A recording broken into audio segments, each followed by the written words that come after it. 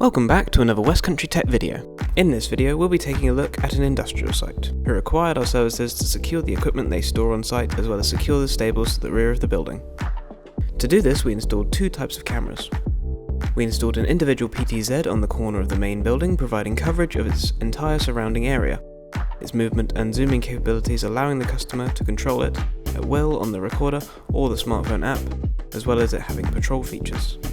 The other type of camera we installed was a TOC camera, one to the front and one to the rear of the site. These are active deterrent cameras with both flashing lights and a built-in siren, and the cameras are used to cover the main entrances to the site. The recorder is then situated in the main site office. The images from the cameras can be viewed here or alternatively through the smartphone app.